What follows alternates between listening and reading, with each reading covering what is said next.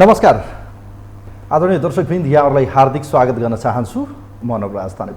यो टेलिभिजनको विशेष कार्यक्रम। यो विशेष सन्दर्भमा हामी देशको समग्र राजनीति विषयवस्तु र समसामयिक घटनाक्रमको बारेमा सही र सटीक विश्लेषण गर्दै आएका छौँ।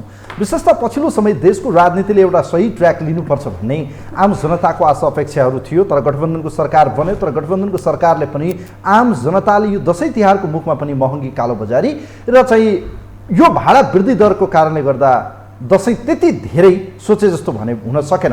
भले यो देशका राजनीतिक दलहरूले आफू अनुकूल बेला बखतमा चाहिँ बाचाहरू दिने, सपना बाँड्ने र चाहिँ जनतालाई भुलभुलैयामा राख्ने काम गरे पनि आम जनताको आशा अपेक्षा अनुसार कुनै पनि राजनीतिक दलले त्यो अनुरूपको आफ्नो नीति कार्यक्रम होस् या बजेट होस् या कुनै पनि सरकारले ल्याउने कार्यक्रमले जनता भने त्यति सन्तुष्ट भएको देखिन्न।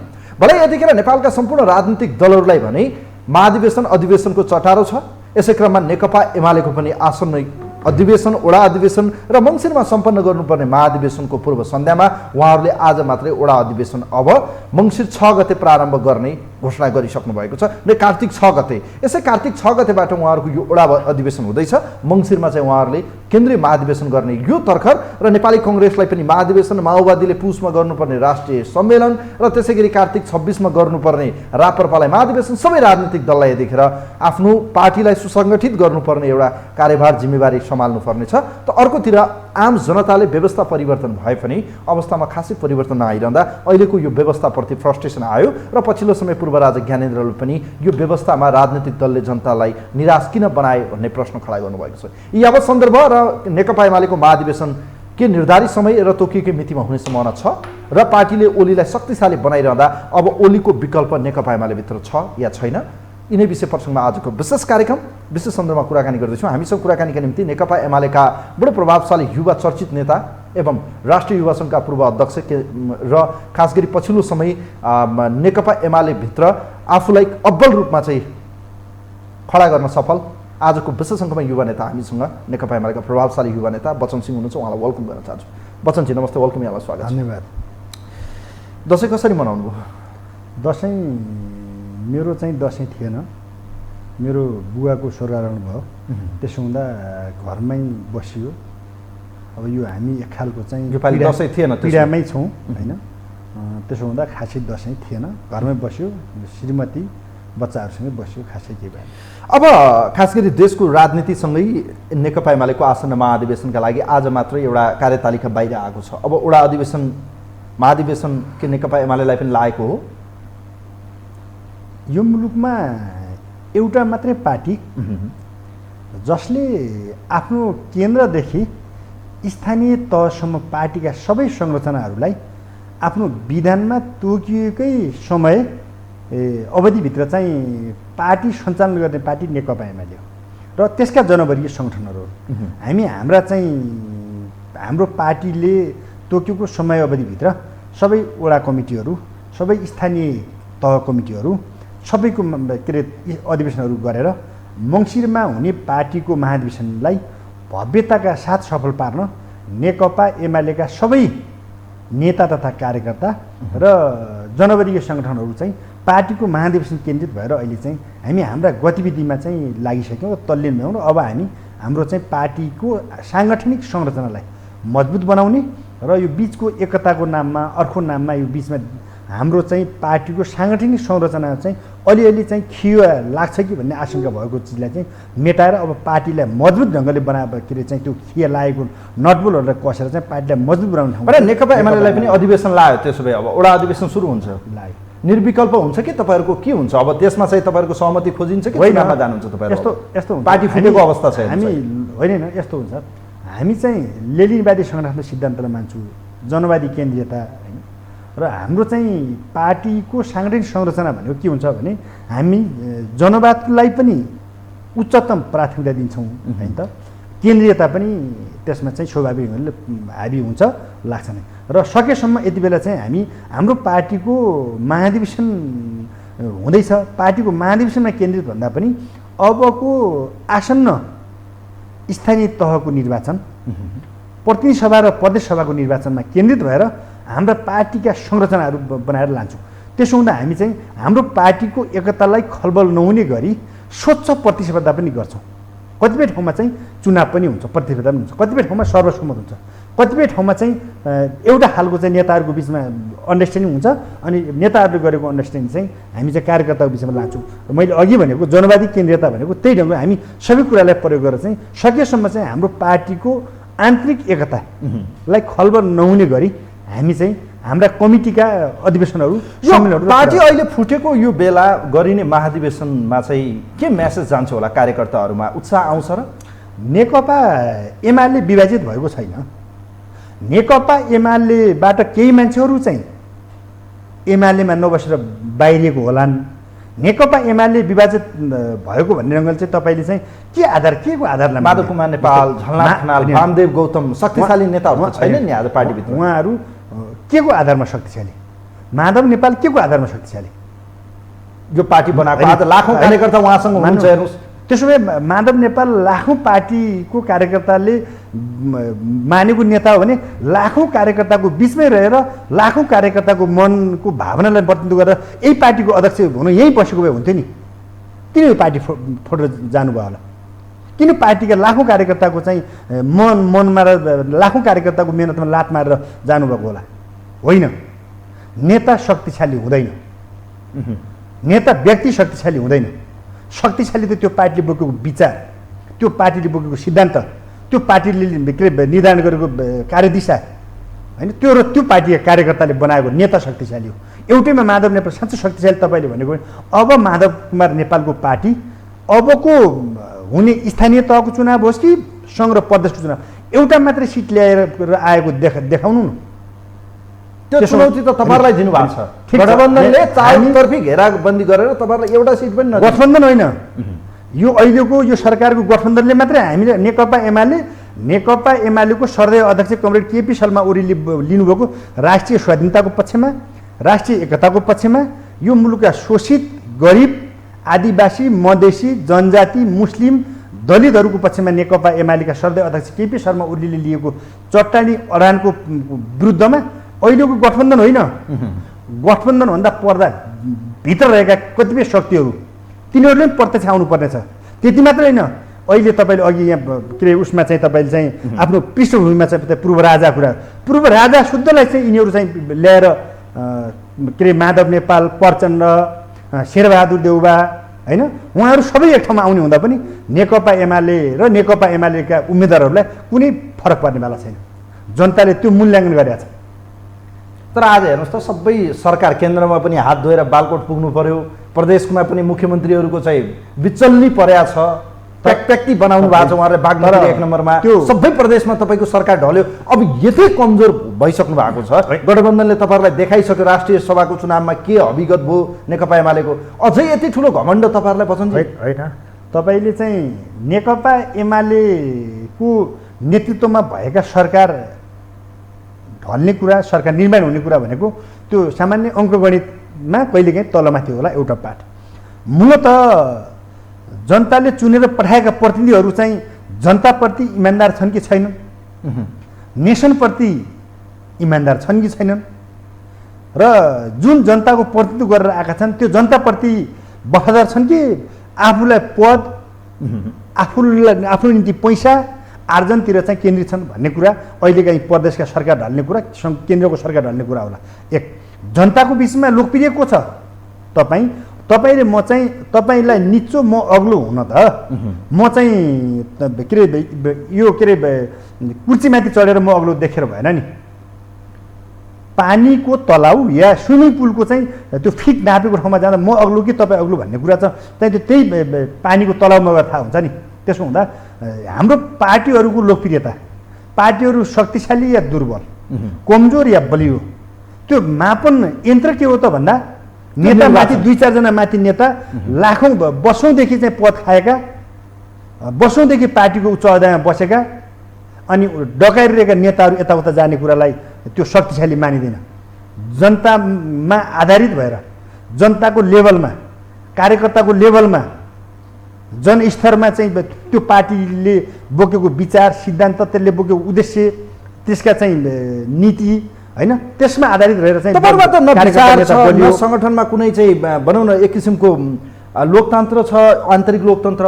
अहिले हेर्ने भने यो आरोप उहाँहरूले लगाएको प्रसङ्ग कोट्याउँदैछु, मेरो कुनै पूर्वाग्रह छैन बच्चनजी। माधव कुमार नेपालहरूको एउटा आग्रह र एक किसिमको तपाईँहरूप्रति लालछना, एक किसिमको प्रश्न के छ भने त्यो पार्टीभित्र आन्तरिक लोकतन्त्र छैन। त्यहाँ ओलीलाई जसले रिजाउन सक्यो, यसम्यान बनाउन सक्यो, त्यसको चाहिँ जय जयकार हुन्छ।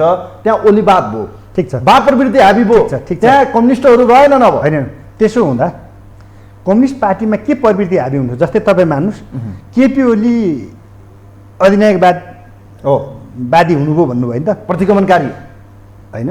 तर केपी ओलीलाई अधिनायक देख्ने माधव कुमार नेपालको चस्मा या माधव नेपालका वरिपरि घुमेका साथीहरूको चस्माको नजर अहिले तपाईँ मन्त्री छान्न सर्वाधिकार कसलाई दियो? पार्टीको अध्यक्ष किन दिया? नेता हो, सर्वेसर्वा नेता हो, पार्टीको अध्यक्ष हो, त्यो राइट्स छ। अनि केपी ओली महादेशबाट जनता कार्यकर्ताले चुनाव जिताएर पार्टीको अध्यक्ष बनाएको पार्टी अध्यक्षले म निर्णय गर्छु भन्दा चाहिँ अधिनायक देख्ने नजरिया, जो टिका लाएर पार्टी फुटाएर कार्यकर्ताबाट परास्त भएर पार्टी खडा गरेको छ, त्यही पार्टीमा पनि लोकतन्त्र चाहिँ लोकतान्त्रिक व्यवस्था के अरे लोकतान्त्रिक प्रणाली चाहिँ अवलम्बन गर्न सक्ने माधव नेपाल चाहिँ तपाईँ चाहिँ लोकतन्त्रवादी देख्नुहुन्छ? त्यस्तो पूर्वाग्रह तपाईँहरूले पनि हुनु भएन नि। केपी ओली त महादेशमा निर्वाचित पार्टी अध्यक्ष, माधव नेपालले सरकार गठन गर्दा सरकारमा मन्त्री पठाउँदा अधिकार कसले लियो? माधव नेपालले लिएन? किन लिया होला? त्यो सोधिदिनु होला माधव नेपाललाई। उहाँले केपी ओलीले अधिनायकवादी बन्नुभयो होइन, एकल काटे निर्णय गर्नुभयो भनेर भन्नुहुन्छ है त। के माधव नेपालले गरेको निर्णय हेर्नु त। अनि पार्टीको केन्द्रीय कमिटी सदस्यमा मैले यसो हेर्दा चाहिँ देखेँ माधव नेपालको पक्षमा आफ्नो ज्यानको प्रवाह नगरेर गएका युवा विद्यार्थीको चाहिँ क्रिम अनुहारहरू देखेन, भान्जा भाइ भतिजा। अनि उहाँले पार्टीभित्र नातावाद हाबी भयो, बाबाद हाबी हो, अनि मामावाद हाबी हुनुपर्ने, दाइवाद हाबी हुनुपर्ने, के आवाद हाबी हुनुपर्ने? माधव नेपाल या माधव नेपालले देखाएको यो चाहिँ आदर्श त यो ढुवाङ्गी आदर्श हो। त्यसो हुँदा केपी ओलीले त साँच्चै भन्नुपर्दा केपी ओलीले त अप्ठ्यारो परिस्थितिमा साँच्चै पहिलो कार्यकाल प्रधानमन्त्री हुँदा नाकाबन्दीको सामना गर्नु पर्यो। नाकाबन्दीको सामना गर्दै गर्दा इतिहासमा अब हाम्रा सन्ततिहरूले चाहिँ नाकाबन्दीको सामना कहिले गर्नु नपर्ने गरी उहाँले चाहिँ एउटा देशलाई चाहिँ तपाईँको चाहिँ भूपरिवेष्टित देशलाई चाहिँ चक्रव्यूह तोड्ने काम गर्नुभयो केपी ओलीले। अनि त्यसैको आधारमा जनताले दोस्रो चुनावमा चाहिँ केपी ओलीले नेतृत्व गरेको गठबन्धनलाई बहुमत दियो। अनि केपी ओलीले लिएका राष्ट्रियताको पक्षमा, केपी ओलीले लिएका विकासको पक्षमा, केपी ओलीले लिएका शिक्षा र स्वास्थ्यको पक्षमा, श्रमको पक्षमा तपाईँ अनि जनताले दिएको जनादेश होइन। अस्तिको तपाईँहरूको जो मैले मलाई एउटा कुरा भन्नु, तपाईँहरूले प्रथम विधान महाधिवेशन गर्नुभयो, त्यहाँ पनि तपाईँहरूको कम्युनिस्टभित्र यो राजसी शैली अर्थात् यो बडामारा धिराजको जस्तो यो बडेमान तपाईँहरूले चाहिँ जुन कार्टुनहरू बनाउनु भयो, एक किसिमको चाहिँ त्यहाँ भनौँ न ठुला ठुला बगैँचाहरू राख्नुभयो, जसले चाहिँ एउटा मेसेज के गयो भने नेकपा एमालेभित्र ओलीलाई सर्वेसर्वा मान्ने, तपाईँहरूले ओलीको जय जयकार गर्ने, ओलीलाई यति धेरै देवत्वकरण गरिदिनु भयो क्या तपाईँहरूले? यो त बाहिर आयो नि त। कम्युनिस्टमा पनि यस्तो देवत्वकरण हुन्छ र बच्चनजी? होइन, तपाईँहरू कत्रो ठुलो ठुलो प्रतिमाहरू बनाउनु भयो त। सुन्नुहोस्, केपी ओली नेकपा एमालेको अध्यक्ष हो, नेकपा एमालेको अध्यक्ष टिका लाएर बनेको अध्यक्ष होइन। कार्यकर्ताले महाधिवेशनमा चाहिँ बहुमत दिएर बनाएको अध्यक्ष हो। केपी ओलीले नेतृत्व गरेको गठबन्धनलाई, केपी ओलीले नेतृत्व गरेको पार्टीलाई झन्डै झन्डै बहुमतको हाराहारीमा जनताले जनादेश दिएको पार्टीको अध्यक्ष। अनि कार्यकर्ताले मात्र होइन, जनताको पनि उल्लासपूर्ण समर्थनबाट यो मुलुकको लार्जेस्ट पार्टीको अध्यक्ष केपी ओली अहिले आफ्नो पार्टीको मुख्य नेतृत्वलाई कमजोर गर्दा पार्टी बलियो हुन्छ। तपाईँ हाम्रो घरको मुख्य अभिभावकलाई चाहिँ हामीले अपमान गर्ने कुरा, घृणा गर्ने कुरा, उसलाई चाहिँ के अरे बाहिर गएर चाहिँ उसको बेइज्जत गर्ने कुरा चाहिँ त्यो घर बन्छ, बलियो हुन्छ। पार्टीको मुख्य नेताको हैसियतमा पार्टीको अध्यक्ष बलियो हुँदा नेकपा एमालेका निर्णय प्रक्रियाहरू बलियो हुन्छ। नेकपा एमालेका निर्णय प्रक्रियाहरू बलियो हुँदा नेकपा एमालेले लिने हरेक खालका निर्णयहरू देशको पक्षमा हुनसक्छ, राष्ट्रियताको पक्षमा हुनसक्छ, जनजीविकाको पक्षमा हुनसक्छ। त्यसो हुँदा हाम्रो पार्टीलाई बलियो बनाउनु, पार्टीको अध्यक्षलाई बलियो बनाउनुपर्छ। पार्टीको अध्यक्षलाई बलियो बनाउनु भनेको हामीले चाहिँ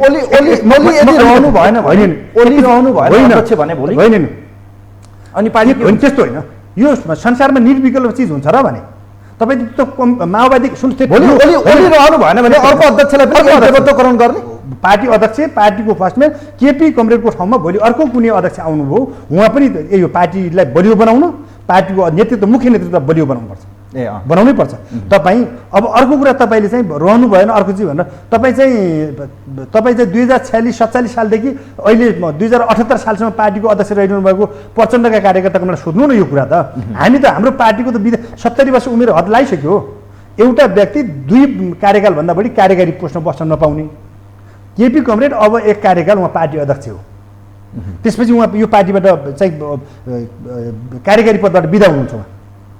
त्यसो हुँदा हाम्रो त पार्टी त सिस्टममा चलाउनु खोजेको पार्टी हामी विधिमा चलाउनु खोज्दैछौँ। त्यसो हुँदा चाहिँ हाम्रो पार्टीभित्र हाम्रो चाहिँ कसैलाई देवत्वकरण गरे होइन पार्टीको मुख्य नेता स्थापित गऱ्यौँ भने पार्टीलाई बलियो बनाउन सकिन्छ। पार्टी बलियो भन्दा के हुन्छ त भन्दा साँच्चै भन्दा जनताको पक्षमा लड्ने पार्टी कमजोर हुने कुरा जनताको पक्षमा लाग्ने यही क्रियाकलापले गर्दा नेकपा एमाले फुट्यो भन्छन् नि त। खास गरी आज नेकपा एमाले फुट्नमा त ओली दोषी हो नि त। ओलीको प्रवृत्तिको तपाईँहरू देवत्वकरण गर्ने कार्यकर्ता कारणले गर्दा आज पार्टीलाई फुटाउनु ओलीको प्रवृत्ति पुग्यो। हेर्नु न एउटा मात्रै ओलीको गलत प्रवृत्ति मलाई एउटा भनिदिनु न त्यो उहाँहरूलाई सोधेर मलाई भनिदिनु होला नि। अर्को यस्तै छलफलमा तपाईँ हामी छलफल गरौँला केपी ओलीको के प्रवृत्ति गलत छ।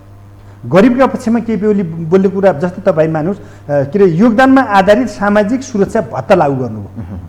हिजो मनमोहन अधिकारीको पालामा 100बाट सुरु गरेको वृद्ध भत्ता अहिले कति बुझ्दैछन् वृद्ध बाआमाहरू एकल दिदीबहिनीहरूले कति बुझ्दैछन्।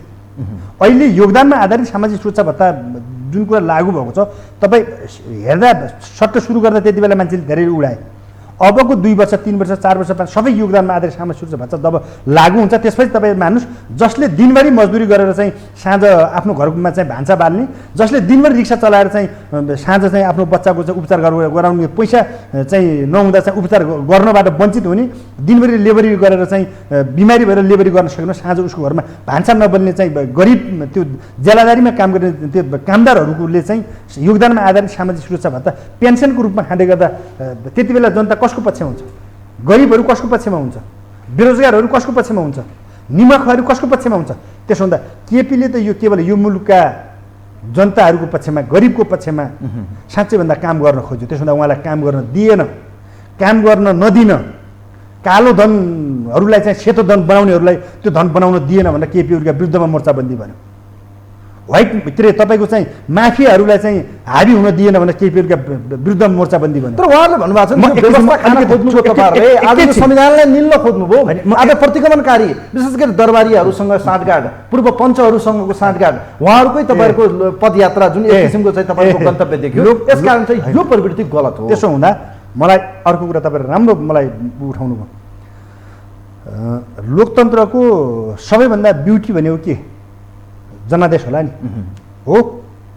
संसदीय अभ्यासमा जनताको बिचमा जाने कुरा चाहिँ यदि कुनै संसारका विद्वानहरूसँग मलाई ल्याएर कृपया बहस गरौँ जनताको बिचमा दलहरूले जनताको बिचमा जाने कुरा चाहिँ लोकतन्त्रको हनन गर्ने कुरा या अधिनायकवाद लाद्ने कुरा या निरङ्कुश भन्ने यदि कोही हुन् भने बहस गरौँ।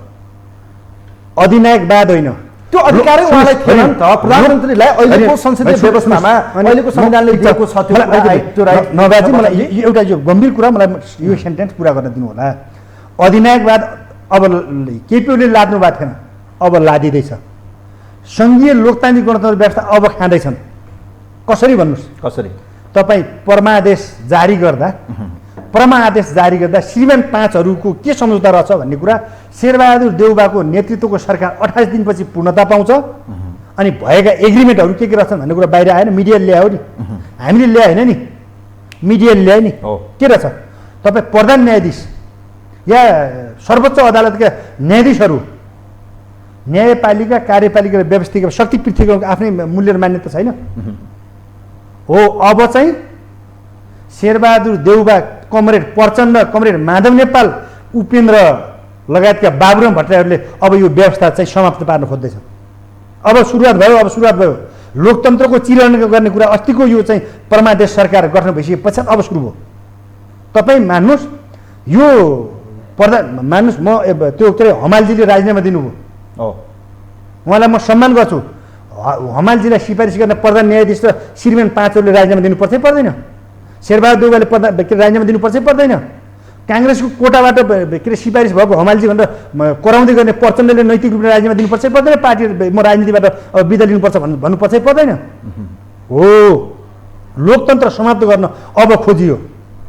संसद आफ्नो चाहिँ उसले चाहिँ उहाँले त भन्नुभयो त संसद हामीले बचायौँ, संविधान बचायौँ, यो व्यवस्था बचायौँ पो भन्नुहुन्छ त उहाँले। के गरी बचायो? परमादेश आयो, अदालतले बचाइदियो, अदालतले सही व्याख्या गर्यो, सरकार धारा 76 को 5 लाई सही व्याख्या गर्यो। सरकार गठन अदालतले गर्छ कि संसदले गर्छ? प्रधानमन्त्री संसदले बनाउँछ कि के अरे प्रधान न्यायाधीशले बनाउँछ? सुप्रिम कोर्टका के अरे श्रीमानहरूले बनाउँछ कि जनताबाट निर्वाचित सांसदहरूले बनाउँछ? सरकार व्याख्या त सर्वोच्च हो नि त, सुप्रिम कोर्ट हो नि त। कानुनको व्याख्या गर्न मिल्छ, हामीले अवहेलना गर्न मिल्छ अदालतको निर्णयलाई। यदि सम्मानित सर्वोच्च अदालतप्रति म चाहिँ यो गलत ढङ्गले भन्यो भने के अरे मैले चाहिँ त्यो गर्न खोजेको। तर मेरो कुरा के हो भने बुढी मरेको चिन्ता होइन, काल पल्केको चिन्ता हो नवराजी। यो सर्वोच्चको यो श्रीमान पाँचहरूले गरेको फैसला स्वतन्त्र न्यायपालिकाले गर्ने फैसलाहरू अब कुनै पनि हालमा निष्पक्ष छन् भन्ने कुरामा हामी नेकपा एमालेका नेताका तथा कार्यकर्ता किमात्र विश्वास गर्दैनौँ। अब किनभने भित्री साँठगाँठ हेर्नुहोस्, उहाँहरूको राजदूतमा उहाँहरूको भागभन्डा, राजनीति नियुक्तिमा उहाँहरूको भागभन्डा, मन्त्री नियुक्तिमा उहाँहरूको भागभन्डा, भोलि अन्य ठाउँमा कहाँ कति ठाउँमा चाहिँ उहाँहरूको भागभन्डा हुँदै जान्छ। अनि नेपालका आफूलाई बुद्धिजीवी भन्नेहरू, प्राध्यापक हुँ भन्ने पऱ्यो, नागरिक समाजका अगुवा हुँ भन्नेहरू, पूर्व प्रधान न्यायाधीश हुँ भन्नेहरू, पूर्व प्रधानमन्त्री हुँ भन्नेहरू, पूर्व भिसी हुँ भन्नेहरू अहिले के कसको जुठो चाटेर बसिरहनु भएको छ? प्रधान न्यायाधीशको जुठो खाँदैछन् या शेरबहादुर देउवा नेतृत्वको गठबन्धनको जुठो खाएर बसिरहेका छन्? कहाँ छन् नेपालका यी स्वतन्त्र बुद्धिजीवी भन्नेहरू? किन बोल्दैन यसको विरुद्धमा? त्यसो हुँदा लोकतन्त्र समाप्त त, सङ्घीय लोकतान्त्रिक गणतन्त्र व्यवस्था समाप्त गर्न त अब कोही आउनु पर्दैन। शेरबहादुर देउवाको जेठान अनि 10 वर्ष जनयुद्धको नाममा धनयुद्ध गरेर 17,000 नेपाली जनताको लासको लिस्टु चढेका कमरेड प्रचण्डले अब यो व्यवस्था समाप्त पार्दैछन्। राजालाई सक्रिय गराउन खोज्दैछ उहाँहरू चाहिँ। हिजो पनि कमरेड प्रचण्डले त यो 5वटा दललाई समाप्त गरेर चाहिँ आफू राजासँग मिलेर चाहिँ सत्तामा आउन खोजेको हो नि। हो, त्यसो हुँदा यो चिजलाई नेकपा एमालेका सबै जनवर्गीय सङ्गठनहरूका नेता कार्यकर्ता चुप लागेर बस्दैनौँ हामी। यो व्यवस्थालाई समाप्त गर्न दिन्नौँ हामी। व्यवस्थामा भएका केही त्रुटिहरू, यो व्यवस्था आउँदा केही त्रुटिहरू भएका छन्। यो मुलुकमा 80% भन्दा बढी हिन्दू धर्म मान्ने जनताहरूको भावनामाथि प्रहार भएको छ। झस्केलाबाट तीनवटा मेजर कुरा गरौँ, संघीयता, धर्मनिरपेक्षता र अहिलेको यो जुन हामी समावेशी गणतन्त्रको कुरा गर्छौँ, यी तीनवटामा चाहिँ कहाँनिर त्रुटि भयो? त्यही कुरा भनेको धर्मनिरपेक्षताको विषयमा र संघीयताको विषयमा जनताको बिचमा फेरि बहसमा जानै पर्छ। यसमा त्रुटि भएको छ। सङ्घीय लोकतान्त्रिक गणतन्त्र व्यवस्था भन्यौँ, गणतन्त्र व्यवस्थामा त्रुटि भएको छैन। जनताले दिएको जनादेश यो गणतन्त्र नै हो, तर धर्मनिरपेक्षताको विषयमा जनताले जनादेश दिएको छैन। जनताको बिचमा व्यापक छलफल गर्न आवश्यक छ। धर्मनिरपेक्षता अरू सबै धर्महरूलाई सम्मान हुने गरी नेपालमा बहुसङ्ख्य मान्छेहरूले मान्ने धर्म हिन्दू धर्म भएको देशमा जनताले गर्ने फैसलामा जनताको बिचमा जानै पर्छ एकचोटि। यो बस छेड्नै पर्छ। यो विशुद्ध मेरो निजी विचार, फेरि विशुद्ध मेरो निजी विचार। संहिताको विषयमा पनि एकीकृत विचार त फेरि पश्चिमकरण पो भयो त, प्रतिरोधकारी पो विचार भयो त। यो तपाईँहरूको पार्टीले त आज जनताको बलिदानबाट, रगत पसिनाबाट यो देशलाई चाहिँ सेकुलर राष्ट्र बनाउने सवालमा ल्याइएको आजको यो परिवर्तनलाई उल्ट्याउँछु भन्नु भने यो भने फेरि पश्चगमन भयो नि त, प्रतिगमन भयो नि त। यो भने त फेरि तपाईँ नवराजी 2047 साल फर्किने धर्मनिरपेक्षता भनेको क्रान्तिकारी हो र? या नेपालमा अन्य कुनै हिन्दू धर्म बाहेक अरू धर्म प्रतिबन्ध लाउनुपर्छ भने यसमा धेरै बहसमा नजाउँ। मैले भनेको सबै धर्मलाई सम्मान हुने गरी नेपालमा बहुसङ्ख्य हिन्दू धर्मावलम्बीहरू हुनुहुन्छ। त्यसो हुँदा यो विषयमा जनताको बिचमा चाहिँ बहसमा लैजानुपर्छ भनेको के जनमतसङ्ग्रह छलफल लिउँ, त्यो पनि एउटा विकल्प हुनसक्छ। अन्य पनि विकल्प छन्, तर त्यो पनि एउटा विकल्प हो। त्यसो भए प्रचण्डले भने सही हो, कमल थापा र केपी ओली आज एउटै पथमा हुनुहुन्छ। गाउँ बस्तीमा चाहिँ आज आतङ्क तपाईँहरूको छ। कसले प्रचण्डले भने होइन अस्ति नै के भन्नुभयो अरे? गाउँमा आज प्रचण्ड र के अरे ओली र कमल थापाको चाहिँ होइन आतंक मच्चाएको छ र कमल थापाको के छ मलाई थाहा तपाईँको छैन। एजेन्डा हेर्दाखेरि त कमल थापाकै लाइनमा हुनुहुन्छ नि तपाईँ। कमल थापाको के छ थाहा छैन। कमरेड प्रचण्डले सदनमा अस्ति बोल्नुभयो होइन, आगोसँग खेल्ने काम गर्नुहुन्न भनेर भन्नुभयो। म यति राम्रोसँग मैले चाहिँ वास्तवमा कमरेड प्रचण्डले आफ्नो बारेमा सही ढङ्गले विश्लेषण गर्नुपर्छ। आगोको काम के हो? जलाउने हो। जलाएर के हुन्छ? खरानी हुन्छ। कमरेड प्रचण्डको काम पनि देशलाई जलाएर खरानी बनाउने काम हो। जनतालाई जलाएर खरानी बनाउनु भयो, राष्ट्रिय एकतालाई जलाएर खरानी बनाउनु, राष्ट्रिय स्वाधीनतालाई जलाएर खरानी बनाउनु भयो। यो देशलाई समाप्त गर्ने कुराको पात्र उहाँ साँच्चै आगो हो। त्यसभन्दा उहाँले अब चाहिँ अहिले केपी ओलीले चाहिँ यो देशलाई जलाउन दिनुहुन्न। केपी ओलीले चाहिँ यो देशका चाहिँ सबै जनताहरूलाई चाहिँ एक ठाउँमा ल्याउनु छ भन्ने ढङ्गले चाहिँ उहाँले ल्याएको त्यो। तर यति बेला कुरा के हो भने तपाईँ कमसेकम पार्टीका नेताहरूले एकले अर्कालाई धारे हात हान्नुभन्दा अहिले बेरोजगार युवाहरू, लाखौँ युवाहरू विदेशमा पलाइन्छन् होइन। अहिले कतिपय गाउँघर तपाईँ मान्नुहोस्, अस्ति चाहिँ यो सरकार, हाम्रो सरकारले ल्याएको तपाईँ चाहिँ निजामती सेवा ऐन पारित गर्नुको सट्टा फिर्ता लियो। किनभने अब त कार्यकर्ता भर्ती, त्यो निजामती सेवा ऐन संशोधन गर्दा त कि त पारित गर्नुपर्छ, होइन भने त कार्यकर्ता भर्ती गर्न पाएन नि। अब आफ्ना कार्यकर्ता, आफ्ना झोलीहरूलाई लिएर चाहिँ निजामतीमा भर्ना गर्नको निम्ति, करारमा भर्ना गर्नको निम्ति अनि तपाईँ झन्डै झन्डै यो चाहिँ अस्तिको यो प्रतिस्थापन बजेट ल्याएर 1400वटा भन्दा बढी सडकलाई को काम गर्नबाट रोकियो होइन। यो सरकार आइसके पश्चात तपाईँ मान्नुहोस्, अनि यसो हुँदा कमसेकम यति बेला त हामीले बहस के गर्नु पर्थ्यो, पार्टीका नेता कार्यकर्ताहरूको बहस के हुनु पर्थ्यो भने अब हाम्रो बिचमा जे भए हाम्रा पार्टीका कमजोरी पनि करेक्सन गरौँ, अन्य पार्टीका कमजोरी पनि करेक्सन गरौँ। अब यो मुलुकलाई चाहिँ यो हामी चाहिँ अविकसित देशबाट विकसित बनाउनु निम्ति अब के गर्नुपर्छ, विदेश पलायन भएका युवाहरूलाई स्वदेशमा रोजगारी सिर्जना गर्न के विकल्पहरू गर्नुपर्छ। राज्यले अब चाहिँ तपाईँ साँच्चै बहस त त्यसै ढङ्गले गर्नु पर्थ्यो होला नि। तपाईँले सुन्नुभएको छ नेपालका अन्य पोलिटिकल पार्टीका नेताहरू टेलिभिजनमा आउँदा एउटा धार्यात हान्न बाहेक अरूलाई केही गरेछ? कमसेकम यति बेला त उत्तरी छिमेकी चीन र दक्षिण छिमेकी भारतबाट सिक्नु पर्थ्यो। हामीले चीन र भारतलाई गाली गरेर मात्र होइन, हाम्रा यहाँका विकासको निम्ति त नेपाल त भर्जिन ल्यान्ड हो नि। संसारका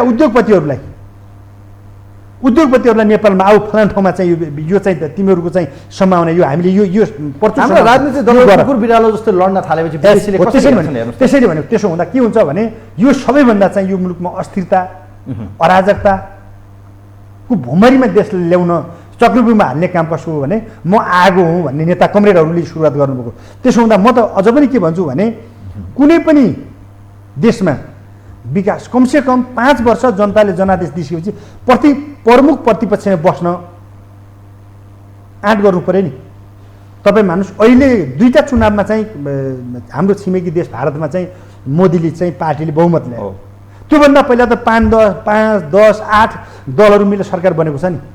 5 वर्ष त्यो देशमा सरकार चलेको छैन। हाम्रा नेताहरूलाई कुन चाहिँ कौशल लाग्छ हो भने 5 वर्ष सत्ता बाहिरमा बस्दा के म्यान्डेट दिएकै हो त ओलीलाई? ओलीले सम्हाल्न सक्नु भएन?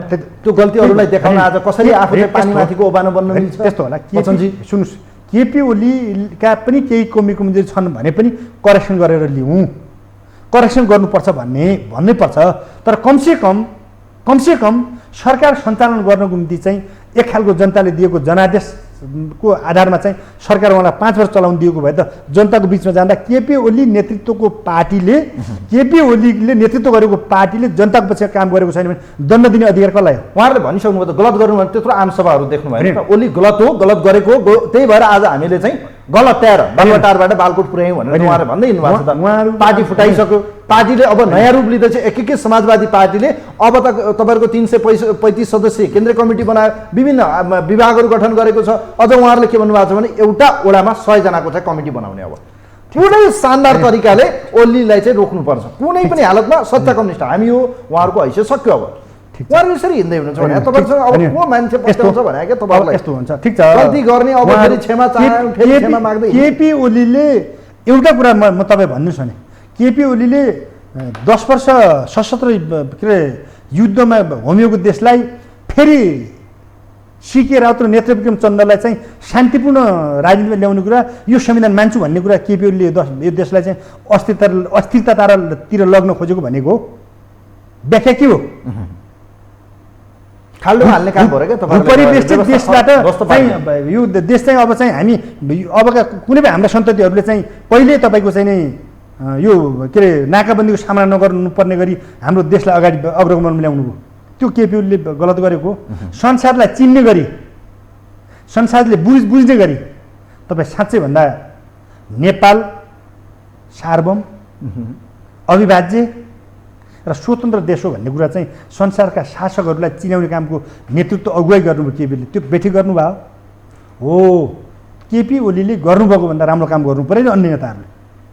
तपाईँले भन्नुभयो जस्तै अन्य धेरै यो अन्य पार्टीतिर मैले चाहिँ यो अन्य पार्टीका कुरातिर मलाई त्यो समय खर्चिनु पनि छैन, तर उहाँहरूले बोकेको विचार सिद्धान्त दर्शन ठिक छ भने उहाँहरूलाई जनताले दिने फैसला हामीलाई दण्ड गरोस्, हामी जनताले दिने दण्ड हामी सर स्वीकार्छौँ, तर चुनावमा जाउँ, हामीलाई चुनावमा जाउँ, हामीलाई चुनावमा भोट पर्ख्यौँ न त। त्यसो भए अब 12 महिना अझै पर्ख्यौँ न त। ठिक छ, हामी 12 महिना पर्ख्यौँ। ठिक छ, हामी 12 महिना पर्खिनु परे पनि हामी तयार। अझ 4 महिना स्थानीय तहको निर्वाचनै आउँदैछ। 4 महिना पछि चुनाव हुन्छ, पानीको कति कहाँ छ भन्ने त देखिहाल्छ। 4 महिना पछि चुनाव गर्छ यो गठबन्धनले भने पनि चुनावमा जान तयार। 1 महिना पछि चुनाव गर्छ भन्दा नेकपा एमालेका नेता कार्यकर्ता जनताको अदालतमा हरेक बार हामी उत्रिन तयार छ। अब कुरा गरौँ खास गरी पछिल्लो समय यो एमसिसीको विषयले पनि बडो चर्चा पाएको छ। हेर्नुहोस्, अहिले संसद तपाईँहरूले अवरोध गरेर राखिदिनु भएको छ। संसद खुलाउनु पर्दैन बच्चनजी। संसद त जनताका प्रतिनिधि बस्ने थल हो, जहाँ जनताका कुराहरू उठ्नु पर्थ्यो। महँगी छ, कालोबजारी छ, विभिन्न एजेन्डाहरू छन्, कानुन बनाउनु पर्ने छ। यो संसद त नेकपा एमालेलाई नचाहिएको जस्तो, यो त खालीको भाँडो। अझ भन्ने हो भने त तपाईँहरूले थारो भैँसी भनेर पनि भन्ने गराए सुन्छु म कैयौँ नेताहरूले। यो कामै लाग्दैन, अब डिजर्भ गरौँ, नयाँ जनादेशमा जाउँ भनेर तपाईँहरूको म्यान्डेटै त्यही हो, त्यही चाहनुहुन्छ तपाईँहरू। अहिले संसदलाई बन्द किन बनाइदिनु भयो? संसद खोल्नु पर्दैन? त्यो त त्यहाँ त धेरै विषयवस्तुहरूलाई अगाडि बढाउनु पर्ने छ। त्यो त सरकारको नेतृत्व गरेको पार्टी नेपाली काङ्ग्रेस, नेपाली काङ्ग्रेसका नेता साथीहरू र त्यो सरकारको सत्ता सहयात्री दल नेकपा माओवादीका नेता साथीहरूलाई सोधिदिनु होला। तेस्रो कुरा। दोस्रो कुरा, अहिलेको सभामुख नेकपा एमाले सदनमा उठाएको इस्यु र एजेन्डा भनेको सभामुख कुनै पनि दलको हुँदैन। सभामुखमा निर्वाचित भइसके पश्चात उहाँले आफ्नो पार्टीको सदस्यता त्याग्नुपर्छ। उहाँ स्वतन्त्र मान्छे हो भन्ने कुरा चाहिँ अहिलेको सभामुखलाई त्यो कुरा चाहिँ हेक्का छ कि छैन त्यो उहाँलाई सोधिदिनु होला। सभामुख कमरेड पुष्पकमल दाहाल प्रचण्डको स्ट्याम्प प्याड बन्नुभयो। त्यसो हुँदा संसद अवरुद्ध भएको। नेकपा एमाले नेकपा एमालेसँग आज कुनै एजेन्डा भएन क्या तपाईँहरूलाई? होइन, बिना काममा तपाईँहरूले बेतुकमा बेमौसमी बाजा तपाईँहरूले संसदमा रडाको मचाउनु भएको छ। नेकपा एमाले सदन अवरुद्ध गर्नुको कारण भनेको संसदीय व्यवस्थामा, दलीय व्यवस्थामा होइन, दलीय व्यवस्थामा सांसद सार्वभौम हुन्छ र सांसद स्वतन्त्र हुन्छ। नेकपा एमालेको संसदीय दलले जुन कारबाहीको निम्ति चाहिँ के अरे सभामुखलाई दिएको पत्र तपाईँ चाहिँ सूचना जारी गर्नुहोस् भन्दा उहाँ सभामुख संसद सचिवालयमा आउनु भएन। किन? नेकपा एमालेलाई विभाजन गर्नको निम्ति 20% चाहिँ के अरे को व्यवस्था गर्ने गरी अध्यादेश ल्याइयो। त्यो अध्यादेश ल्याइसके पश्चात नेकपा एमालेलाई माधव नेपाललाई कम्फर्टेबल हुने गरी अध्यादेश ल्याइयो। त्यो अध्यादेश ल्याइसकेपछि हाम्रो पार्टीबाट केही नेता साथीहरू चाहिँ गए अनि सूर्य चिन्ह चुनाव लिएर के अरे चुनाव चिन्ह लगेर नेकपा एमालेबाट चुनाव जितेका पार्टीका नेताहरूले सांसदहरूले प्रमुख प्रतिपक्ष दलको नेतालाई चाहिँ भोट हाल्छ। त्यसो हुँदा त्यसलाई कारबाही गर भनेर चाहिँ हाम्रो पार्टी चाहिँ दलीय व्यवस्थामा संसदीय व्यवस्थामा हाम्रो पार्टीले संसदीय दलले कारबाही गरेका मान्छेहरूलाई कारबाही गर्नुको सट्टा संसद सञ्चालन गर्नुहुन्न। अनि संसद सञ्चालन गर्न नचाहेको हामीले हो कि सुभाष के अरे अग्नि सापकोटाले हो, माओवादीले हो कि यो सत्ता गठबन्धनले हो? त्यसो हुँदा आरोप तपाईँहरूलाई होइन, बन्धक बनाइदिनु भयो क्या? तपाईँको चरित्र भनेको यो बन्धक बनाइदिनु, रेलिङ तोड्ने होइन, तोडफोड गर्ने, नाराबाजी गर्ने। ठिक छ, नेकपा एमाले त संसद चलाउँ, संसदको सभामुखले पालना गर्नुपर्ने न्यूनतम न्यूनतमभन्दा न्यूनतम के अरे नियमहरू त पालना गर्नुहोस् न। तपाईँहरूले गर्नु भएन नि त। नैतिकता छ भने त तपाईँहरूले राजीनामा दिनुसम्मका कयौँ अन्तर्वार्तामा मलाई भन्नुभएको छ। नेकपा माओवादीका नेता कार्यकर्ताले त्यो नैतिकता छ तपाईँहरूसँग। हिजो तपाईँहरू त्यही संसद खाने, त्यही संसदलाई भङ्ग गर्ने, आज त्यही संसदलाई चाहिँ अवरोध गरेर मलाई सांसद चाहियो भन्न मिल्छ तपाईँहरूले? त्यसो हुँदा तपाईँ त्यही साथीहरूलाई सोधित भनिदिनु होला, संसद हाम्रो पार्टीको सदस्य अध्यक्षले साँच्चै भन्दा यो सदन यो संसदले सरकार दिन सकेन, जनताका के अरे जनजीविका विषयमा बहस गर्न सकेन, नीति नियमहरू बनाउन सकेन। त मैले अघि भने निजामती सेवा विधेयक फिर्ता लियो, पारित गर्नु पर्दैन भने अनि किन चाहियो संसद? कार्यकर्ता भर्ती गर्नु निम्ति चाहिँ के अरे निजामती सेवा के अरे विधेयक चाहिँ फिर्ता लग्यो, यो संसदको किन चाहियो त? यो संसद विघट हुनु पर्दैन? जनताको बिचमा जाने कुराहरूलाई ठिक छ, उहाँहरूलाई त्यो एकदम त्यो नेकपा एमालेका के अरे सांसदहरू चाहिँ संसदमा आउनु हुँदैन, ठिक छ, ल प्रतिबन्ध लगाएर देखा भयो नि त। छ हिम्मत? प्रचण्डले भन्नुभएको उहाँले छोडेर गए भइगयो नि त नैतिकता। सबै भन्नु तपाईँको लोकप्रिय टेलिभिजनबाट म चुनौती दिन चाहन्छु, 4 दिन कि 4 दिन फेरि काली रात नेकपा माओवादीका अध्यक्ष कमरेड प्रचण्डको यो अन्तिम संसद हो। यो इतिहासमा कहिले संसद बन्न पाउनुहुन्न उहाँहरू, जनताबाट निर्वाचित भएर, जनताबाट अनुमोदित भएर अब 2064 मा फर्केर फेरि लार्जेस्ट पार्टी बनाएर सरकारको नेतृत्व गर्ने भनेर नेपालले वाइसिएललाई निर्देशन गरिसकेको कार्यकर्तालाई भनिसक्नु भयो। नेपालको प्रत्यक्षमा हुने जुनसुकै क्षेत्रमा कमरेड प्रचण्ड लडुन्, नेकपा एमालेका नेता कार्यकर्ता नि राष्ट्रिय युवा संघ नेपालका त्यो जिल्लाको अध्यक्षले प्रचण्ड जमानत जफ्त गर्छ, लेखेर राख्नुहोस् ल। यो जमानत जफ्त प्रचण्डको, पार्टी नेताहरू होइन, राष्ट्रिय युवा संघको जिल्ला अध्यक्षले मात्रै। के कुरा गर्नुभयो? तर हजारौं कार्यकर्ता भएको तपाईँले हेर्नु भएको छ अहिले। 30 लाख अझ कार्यकर्तालाई उहाँले मोटिभेट गर्ने भन्नुभएको छ। हेर्नुहोस्, सङ्गठित गर्ने 30 लाख म बनाउँछु। अब 2064 मा फर्किनुपर्छ। उहाँहरूले चाहिँ ब्यालेट बक्सहरू जुन किसिमले तपाईँहरूले चाहिँ कब्जा गर्ने, यो गर्ने, युथ फोर्सको धम्की दिनुहुन्छ, ठेगान लाउनुहोस् भने भन्नुभएको छ प्रचण्डले। हेर्नुहोस्, तपाईँहरूलाई अब ठेगान लाउने हो। होइन, कब्जा हामी गर्छौँ र एमएलए कार्यकर्ताले बुथ कब्जा गरेर सुन्नु भएको छ? उहाँले त्यही भन्नुभयो। मतपत्र च्यात्ने के भन्नुभयो? यस्तो हुन्छ, उहाँले मतपत्र च्यात्ने पनि उहाँले सिकाउनु भएको छ, बुथ कब्जा गर्ने पनि उहाँले सिकाउनु भएको छ, उहाँले कार्यकर्ताले सिकाउनु भएको छ। त्यसो हुँदा त्यो दिन चाहिँ गए। अब एक बुथ 500 युथको अभियानसहित राष्ट्रिय युवा संघ नेपाल हरेक निर्वाचन क्षेत्रमा आफ्ना युवा परिचालन गर्न थालिसक्यो। अब उहाँले मतपत्र च्यात्न पनि पाउनुहुन्न, अब उहाँले चाहिँ बुथ कब्जा गर्न पनि पाउनुहुन्न। त्यसो हुँदा उहाँ चाहिँ जनताबाट निर्वाचित भएर आएको अन्तिम सांसद कमरेड। तर 2064 मा फर्किनुपर्छ कार्यकर्ताहरूलाई उहाँले निर्देशन गर्नुभएको छ, फेरि एकपल्ट जनताको बिचमा जाने भयो। उहाँको इच्छा त तपाईँको चाहिँ 2052 सालमा फर्किने पनि होला, उहाँको इच्छा त 2047 सालमा 47 सालमा फर्किने पनि होला। उहाँका व्यवहारले त्यही भन्छ।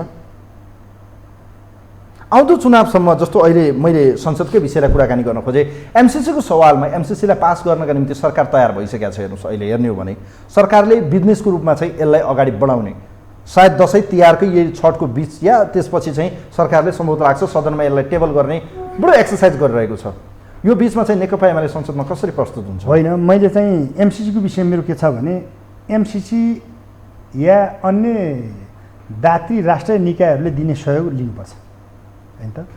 त्यो लिने भन्ने नाममा नेपालको मैले अघि पनि भने हाम्रो सार्वभौमिकता, राष्ट्रिय स्वतन्त्रता होइन, राष्ट्रिय अखण्डतालाई चाहिँ आघात नपुग्ने गरी जुनसुकै देश या दात्री निकायहरूले दिने सहयोगहरू लिनुपर्छ।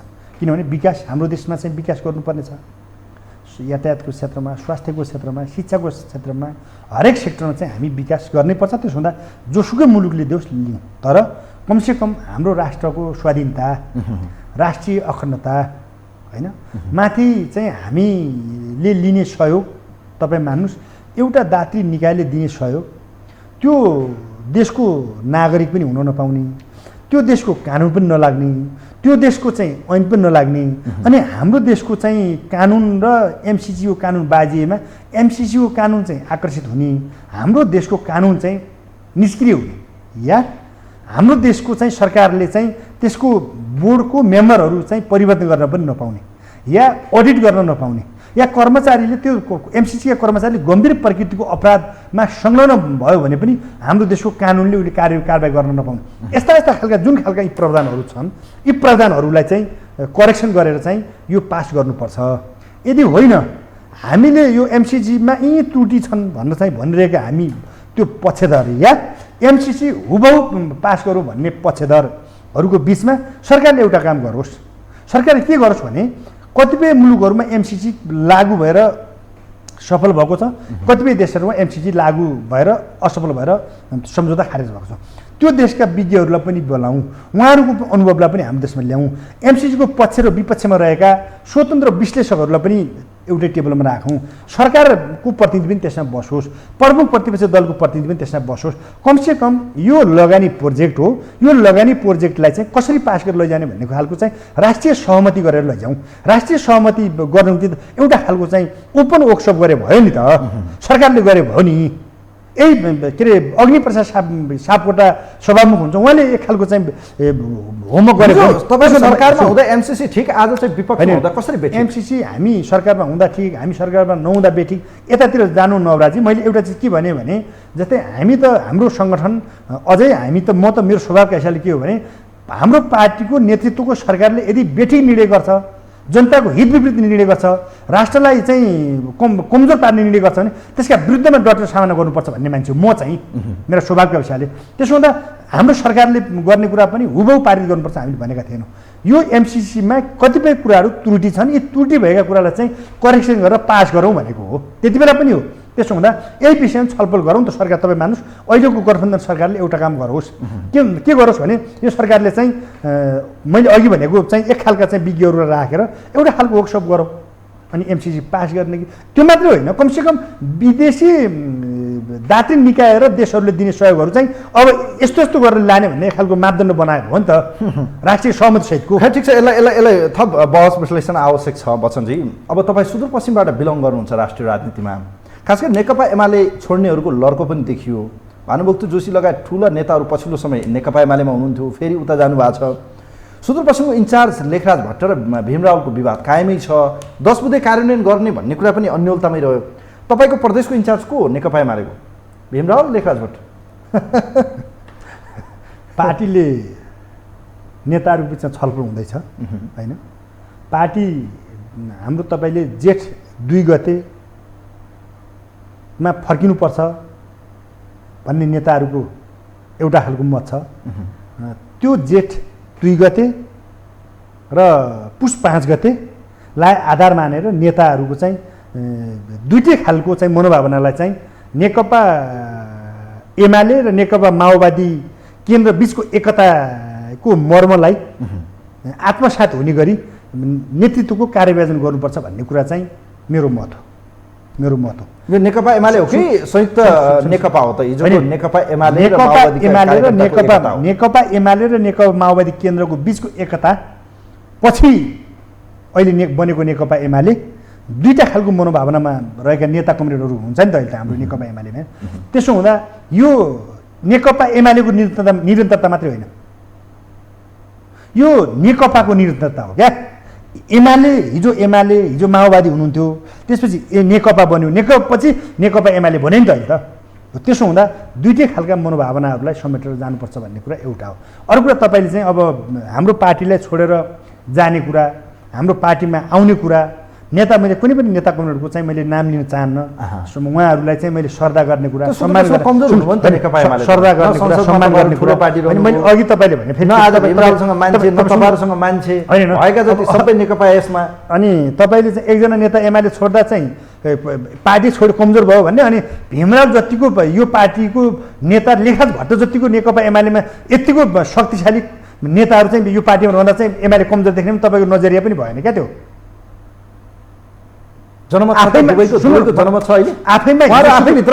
सुदूरपश्चिम इन्चार्ज हिजो लेखराज भट्ट, सुदूरपश्चिम इन्चार्ज हिजो भीमराव रोचिएका नेता चाहिँ एमालेमा रहँदा तपाईँ कसरी कमजोर देख्नुहुन्छ एमाले भने क्या?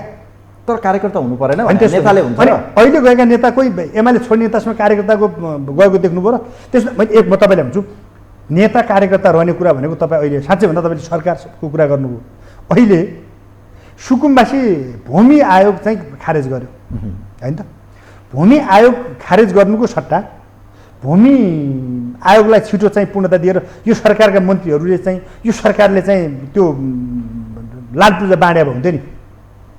एमालेको पालामा गठन भएको सरकारको चाहिँ आयोगले गठन भएको आयोगले लालपुजा बाँड्दा सूर्य चिन्ह त त्यो त्यो त्यो पत्रमा हुँदैन थियो होइन त। यही सरकारको नेपाल सरकार भूमि आयोग या के अरे भूमि मन्त्रालय के यस्तो यस्तो हुन्थ्यो होला नि। त्यसमा एक कुरा मैले भने जस्तै यो सरकारमा को मान्छे जाँदैछन् भन्दा केही कुरा चाहिँ त्यो यो सरकारबाट के लाभ सरकार हुँदा सरकारको पछि लाग्दा चाहिँ के लाभ लिन सकिन्छ भन्ने केही नेता कार्यकर्ता साथीहरू त्यतातिर लागेको होला होइन त। कसैले जिल्लामा आश गरेको होला, कसैले चाहिँ प्रदेशको सरकारबाट आश गरेको होला, कसैले सङ्घीय सरकारको आश गरेको होला। त्यसो हुँदा केही त्यस्ता मान्छेहरू चाहिँ नेकपा एमाले छोडेर यताउता गएको हुनसक्छ। तर नेकपा एमालेका पक्षमा लामो समयदेखि नेकपा एमालेको एकताको पक्षमा नेकपा एमालेको चाहिँ सुदृढताको पक्षमा रहेका नेता कार्यकर्ताहरू जानुभएको छैन। तर पनि भुलेर अफवाहमा कुनै नेता या कुनै नेतृत्व या कसैको टक्रावका कारणले चाहिँ एउटा पात्र एउटा व्यक्तिको चाहिँ मानौँ न सामान्य मन मेटापका कारण के अरे मनमुटावका कारण चाहिँ कुनै नेता कमरेडहरू या कुनै कार्यकर्ता कमरेडहरू यताउता जानुभएको छ भने पनि अब त्यो रहँदैन। नेकपा एमाले त साँच्चै भन्दा सागर हो। यो सागरमा हजारौँ खालका चाहिँ माछाहरू तैरिने ठाउँ छ। त्यसो हुँदा कुनै पनि नेता या कार्यकर्तालाई चाहिँ नेकपा एमाले फलानाका कारणले मैले जिम्मा पाएन, फलानाले मलाई अन्याय गर्यो, फलानाले चाहिँ मलाई जिम्मा दिन्न कि, फलानाले मलाई यो सेक्टर पाइँदैन कि भन्ने ठाउँ छैन। नेकपा एमाले साँच्चै भन्दा सागर हो। त्यसो हुँदा यो सागरमा तैरिने प्रशस्त ठाउँ छ। त्यसो हुँदा व्यक्तिका मनमुटावका कारण कुनै नेता कमरेडहरू चाहिँ यताउता हुनुभएको छ भने पनि उहाँहरू नेकपा एमालेमा फर्केर उहाँहरूलाई चाहिँ पार्टीका नेता कार्यकर्ताको भावनाको प्रतिनिधित्व हुने गरी यो पार्टीको नेता बन्न पनि म अनुरोध गर्न चाहन्छु। त्यसो हुँदा अब हामीले चाहिँ अर्को चिज के हो भने यो कुनै पात्र व्यक्ति कसले पद पाउने कसले पद नपाउने कुरा तपाईँले अघि पनि भन्नुभयो। राजा तपाईँ अघि चाहिँ राजाले स्टेटमेन्ट जारी गर्यो। साँच्चै भन्दा तपाईँ चाहिँ घर फुटे गमाएर लुटे भन्ने उखान छ। दुईटा भाइको बिचमा टसल भयो। लोकतन्त्रलाई बलियो बनाउनु त दलीय व्यवस्था बलियो बनाउनु पर्ला नि, संसदीय व्यवस्था बलियो बनाउनु पर्ला नि, संसदभित्र रहेका दलहरूको चाहिँ यो व्यवस्थाप्रतिको इमान्दारिता हुनु पर्ला नि। मान्नु सरकार अल्पमत बहुमत पर्ने कुरा बेग्लै कुरा होला। एउटा सरकार केपी ओली नेतृत्वको सरकार ढल्ने कुरा, शेरबहादुर देउवा नेतृत्वको सरकार बन्ने कुरा ठिक छ, यसमा कोही बात छैन, लोकतन्त्रमा हुन्छ यो कुरा। तर सरकार ढाल्नको निम्ति, प्रधानमन्त्री हुनको निम्ति, मन्त्री हुनको निम्ति यो व्यवस्थालाई चाहिँ माथि यो व्यवस्थालाई परार हुने गरी उहाँहरूले गरेका पर्दाभित्रका चाहिँ सम्झौताहरू पूर्व राजासम्म पनि सम्झौता गरेको छ कि, या छिमेकी देशहरूसँग सम्झौता गरेको छ कि, या युरोपियन युनियनहरूसँग सम्झौता गरिएको छ कि। साँच्चै भन्दा अहिले बाहिर बजारमा के छ भने नेपालका न्यायालयहरू चाहिँ नेपालका सांसदहरू नेपालका दलका नेताहरू चाहिँ युरोपियन युनियनका एजेन्ट बने भनिरहेछन्। अहिले मैले भनेको लागेको आरोप होइन, अहिले बाहिर बजारमा यो हल्ला छ। त्यसो हुँदा साँच्चै भन्दा यो व्यवस्थालाई बलियो गरौँ, संविधानलाई बलियो गरौँ। संविधान भनेको कतिपय कुराहरू चाहिँ यो अपरिवर्तनीय दस्तावेज परिवर्तन गरौँ, यसमा संशोधन गरौँ। तर यो व्यवस्था बलियो हुँदा दलीय व्यवस्था बलियो भयो भने, यो सङ्घीय लोकतान्त्रिक व्यवस्था बलियो भयो भने अहिले आज प्रमुख प्रतिपक्षमा रहेको भोलि सत्तापक्ष बन्ला, अहिले कमजोर भएको भोलि बलियो बन्ला। यो राजनीति अहिले चाहिँ के अरे एकदम चाहिँ पावरफुल भएको नभएको मान्छे भोलि पावरफुल बन्ला। तर सबै कुरा गर्नु, यी सबै कुरा हुनको निम्ति के हुनु पर्यो त भन्दा यो अहिलेको व्यवस्थालाई व्यवस्था बचाउनु पर्यो। हेर्नुहोस्, व्यवस्थासँगै अवस्था पनि सुध्रिनु पर्यो। मैले अघिबाट भन्दैछु राजनीति परिवर्तन भयो, व्यवस्था परिवर्तन भयो। बच्चनजी, तपाईँको कार्यकाल, हाम्रो कार्यकाल, हामीभन्दा अग्रजले एउटा व्यवस्था ल्याइदिनु भयो। तपाईँहरू ढुङ्गामुढा गरेर आज यो व्यवस्था ल्याउनमा एउटा ठुलो योगदान छ बच्चनजी। तर युवाहरू खाडी जान नरोकिने, देशको चाहिँ दुर्दशा यही रहने, गरिबहरू गरिबीकै रुखमा पनि रहने। यो अहिले दसैँ तिहार चाडपर्व पनि हुनेलाई लाग्यो, नहुनेलाई के खाउँ भन्ने भयो। यो परिस्थिति कहिले सुध्रिन्छ? कहिले तपाईँहरू देश र जनताको लागि राजनीति गर्ने, कहिलेसम्म दलका नेताको चाकडी गर्ने? त त्यही कुरा मैले सुन्नुहोस्, हाम्रो पार्टीको नेतृत्वको मैले केपी ओलीको नेतृत्वको सरकारको मात्रै बचाउ गर्यो वचनले नभनिदिनु होला। विदेशबाट यो नेपाल फर्केका बेरोजगार युवाहरूलाई उसले चाहिँ त्यहाँ गरेको कामको आधारमा सहुलियत दरमा ऋण दिने काम कसले गर्यो? केपी ओली नेतृत्वको सरकारले गर्यो नि, होइन? तपाईँ चाहिँ बेरोजगारहरूलाई चाहिँ सर्टिफिकेट धितो राखेर चाहिँ ब्याङ्कबाट लोन दिने व्यवस्था कसले गर्यो? केपी ओली नेतृत्वको सरकारले गर्यो नि, होइन? र अन्य पनि तपाईँमा चाहिँ राष्ट्रपतिले चाहिँ एकल महिलाहरूको पक्षमा, होइन, महिलाहरूलाई चाहिँ हर्का अभियानकोहरू पक्षमा हाम्रो केपी ओली नेतृत्वको सरकारले गर्यो। कमसेकम केपी ओली नेतृत्वको सरकारले 5 लाख दिएको छ सहुलियत दरमा या 15 लाख दिएको छ सहुलियत दर ब्याजमा। यो सरकारले 15 लाखको सट्टा 30 लाख दिए भयो नि त, होइन? राजनीतिक देश र जनताको लागि मात्र गरौँ। कार्यक्रमको अन्त्यमा छु, होइन, म अलिकति म टुङ्गाउँदैछु। कमसेकम बेरोजगार रहेका युवाहरूलाई रोजगारी सिर्जना गर्ने कुरा, विदेश पलायन भएका युवाहरूलाई स्वदेशमा ल्याउने कुरा, विदेश जाने कुरा बन्द होइन, कमसेकम अध्यक्ष भएर विदेशमा गएर चाहिँ 40,000 35,000 रुपियाँमा चाहिँ आफूले चाहिँ होइन रगत पसिना बगाउनु पर्नेलाई कमसेकम 4 लाख 5 लाख खाने बनाएर पठाउने, कमसेकम सिप दिएर विदेश पठाउँ, योग्य बनाएर विदेश पठाउँ। नेपाली युवा संसारका विकसित मुलुकका युवासँग चाहिँ प्रतिस्पर्धा गर्न सक्ने ल्याकत राख्ने कुरा चाहिँ